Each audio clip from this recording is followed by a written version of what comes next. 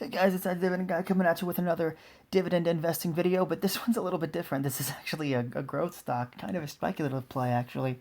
I've been seeing it all over on like Robinhood and just on other trading apps, even like CNBC stuff like that. Lee Auto, it's it debuted on the Nasdaq with an IPO. It debuted about 1.1 billion dollars, the largest IPO by a Chinese company in the U.S. since 2018. So I did a little bit of digging. I watched a couple videos and looked up some facts on this auto company, just to kind of see exactly what this company did and what made it different from other stocks like Neo and even Tesla. So I'm going to go over some stuff that I found on the stock. So it debuted on the Nasdaq. It has a pretty high volatility. They design, develop, manufacture, and sell premium electric SUVs. Um, they're commercialized and extended range electric vehicles, or EREV. It gives them a competitive edge because they offer more range than just straight electric vehicles because they have a regular engine inside of them to propel the the vehicle further, so people don't get range anxiety. I've seen a lot of videos on Tesla owners talking about how limited their range is and how they wish they would have bought the car that had more mileage or more distance per travel. But what makes them different is their competitive pricing. They're priced between 21,000 and 70,000, so they have a very wide consumer base. They're not super pricey, and for an SUV, that's not terrible.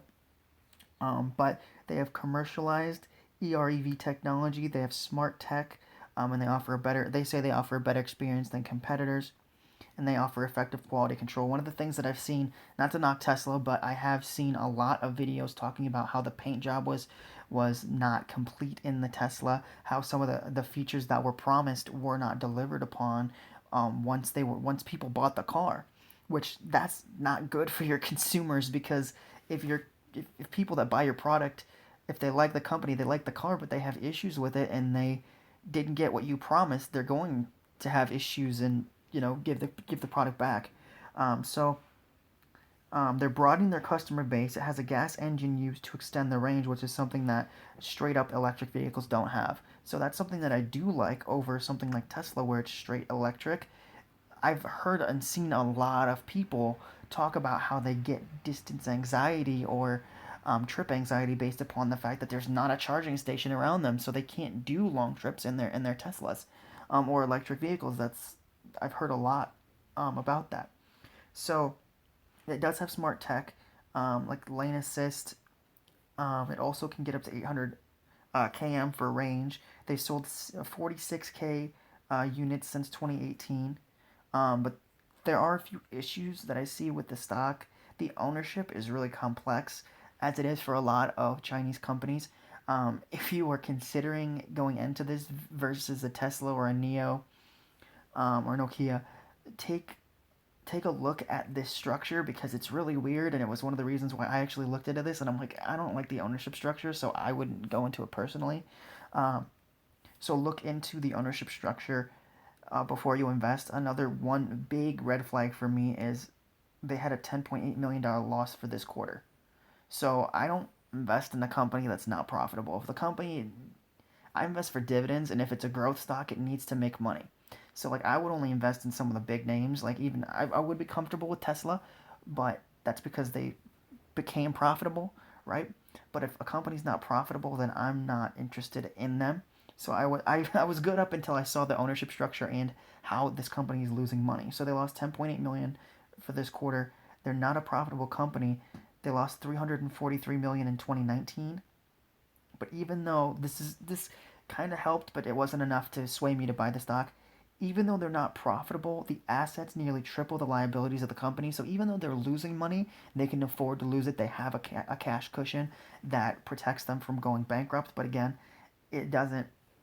It still makes me uneasy about the stock. But recently they IPO'd on the Nasdaq, and as you can see in the headline, they did raise 1.1 billion in capital to further their research, their technology, and build a new plant. So I think that they're going in the right direction. I do think that they offer something that's very unique in the EV vehicle space being that they use both of the technologies. Like they didn't straight up just say they're going to be electric. They're going to use some of the old school stuff as well to propel the vehicle and get more range out of it.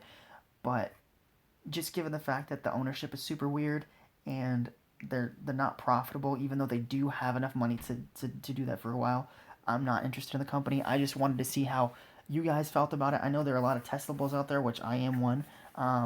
I'm a little less easy about this company simply because um, it's not profitable. So let me know what you guys think. Let me know if you've heard of this company, if you're interested in it, if you are a shareholder, what really swayed you to become a shareholder. I know there are a lot of people out there that don't like Chinese stocks simply because of how weird the hierarchy of the ownership is. But if you do own Li Auto, let me know why you own it, and hopefully the investment goes well. I think it's super interesting. They do differentiate themselves specifically with the way they build their cars. I think it's really interesting, and I think that they could either they're they're more profitable than they were last year. Their losses are down and their profits are going up, and they've expanded with the IPO. So I will keep an eye on it, but it's just not an investment for me. But like I said, if you are a shareholder, let me know if you're excited. If you've heard about it, if you've looked into it, just let me know.